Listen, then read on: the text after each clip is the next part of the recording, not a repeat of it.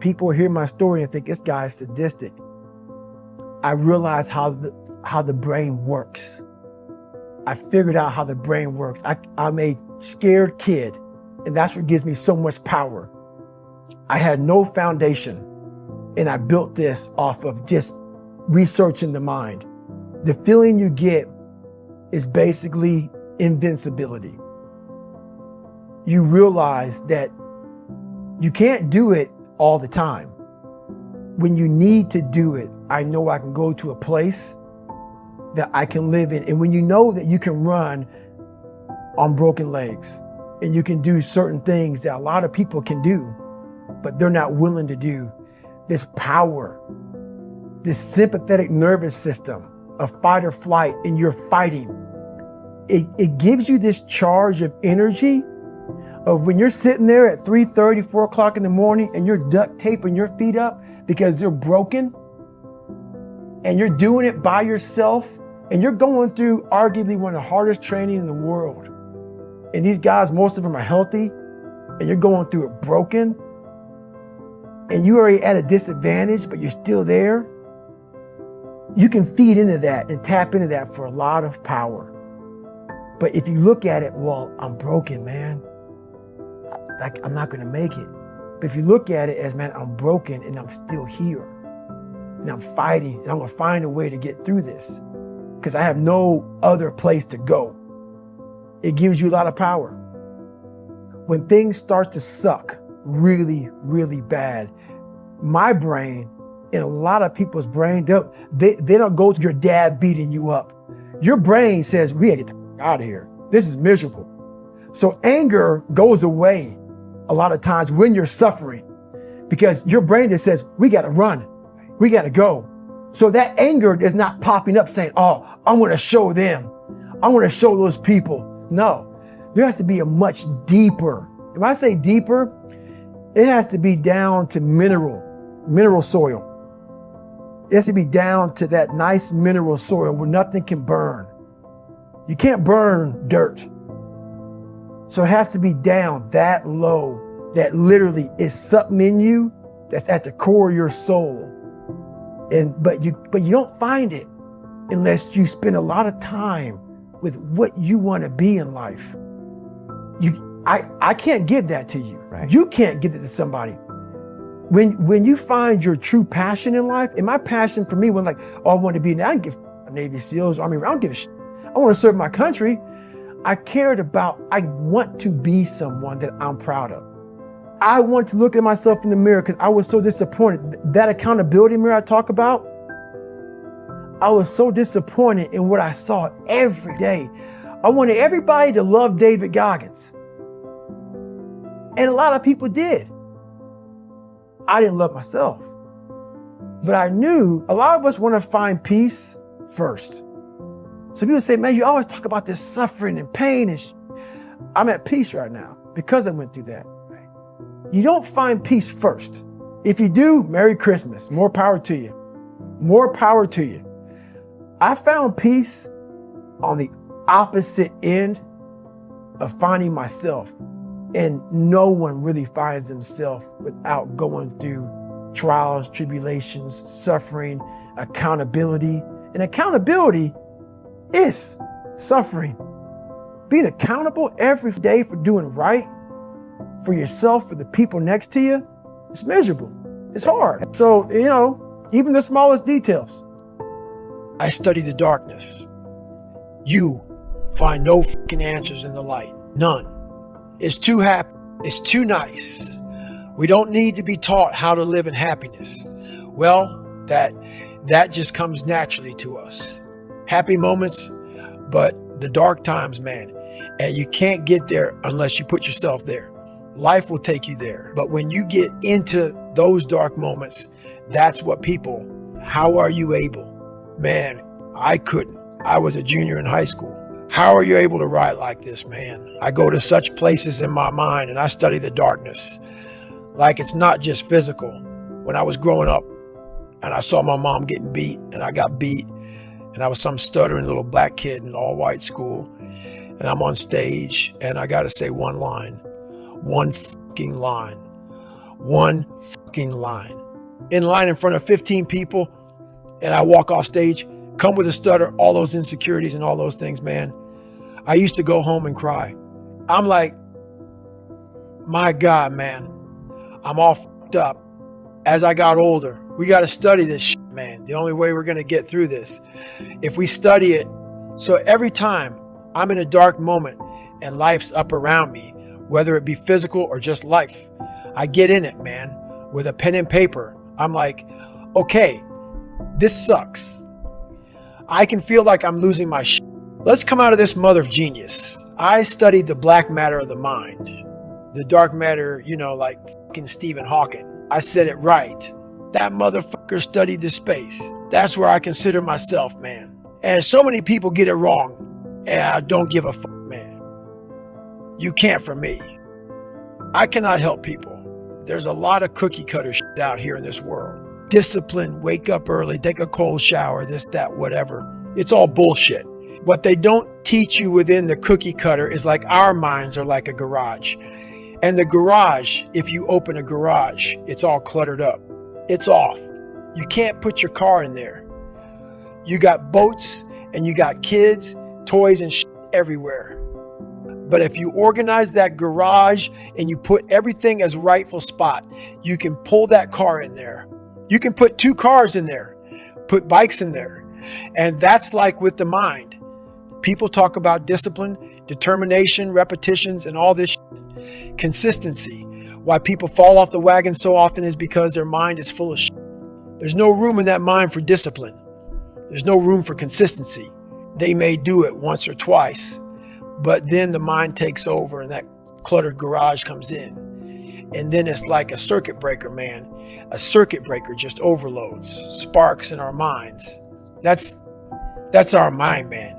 It's like a circuit breaker that's so much shit in it. You keep on loading it. You can't put any more into it. So I talked about in there, man, so much about clearing space in so then you have room for all those discipline, waking up early, taking those because they do mean something, but we don't get to that dark matter that's keeping you from clearing out that mental garage. Let me teach you the real life, how it really is. The reason why you're a loser, and the reason why you're not fucking making it, and the reason why you're trying to go to I go to all these conventions, speak all the time. I look in the fucking audience and these people sign up every year to go to convention, thinking they're going to learn something different. No, you're lazy. You know exactly what to do. Because even me, in my state of, I can't read and write, I knew exactly what to do. It just sucks doing it. It sucks to do it. It sucks to wake up every morning of your life and say, God, man, I'm not smart. So guess what I gotta do? I gotta study the same shit that I got one of the highest scores in the nation on, and do it again. It's not just there. It's not just there permanently for me. So yeah, it's all stick. It's all stick. The only carrot you have is like, maybe. Because whenever I take these tests that are real hard, in the back of my brain, it's like, the good chance you're not going to make it, Goggins. This ain't you, bro. This ain't you. You weren't born like this. This ain't you. The real you, bro. Study all you want to, but the second that computer comes on with 150 questions, this ain't you, man. And somehow, comes back, I passed. Passed again. But that real me back here every fucking time is saying, that ain't you, bro. That ain't you. And I have to outwork that voice. When I'm taking that test and I get to a question, I don't fucking know the answer. I'm like, fuck, man. And then say, I told you, man. That ain't you. You're 300 pounds, man. You sit at home, you figure out how to do your hair. That's what you do. How to come to school with the reverse baldness when you're 16. That's you. So there is no get out of jail free card. This is why I say stay hard. Because when you weren't given the gifts, the only thing you can do in life is stay hard. And I know people cannot stand me. They can't stand this talk. This is all you can do. There's no magic pill or a magic potion. All you can do is outwork the man that God created or woman in you. And what that looks like is unfun. That's why I said, do not do a documentary on me. Because people will not see the truth. They will see what they want to see. I don't want to live like that. Good. Good. And you will live exactly the way you live now, questioning who you are, wondering what is possible, wondering what you are capable of doing. That's how that looks. Every time I'm in a bad situation, and that's the only reason I do half the shit I do is I'm studying this shit because I know that I never thought I was going to be writing books and trying to help people get better. But I was always trying to do it because I knew I sucked. And so when you know you're trying to get somewhere, you suck. You know that you believe that you're a born loser. You are taking snapshots, man.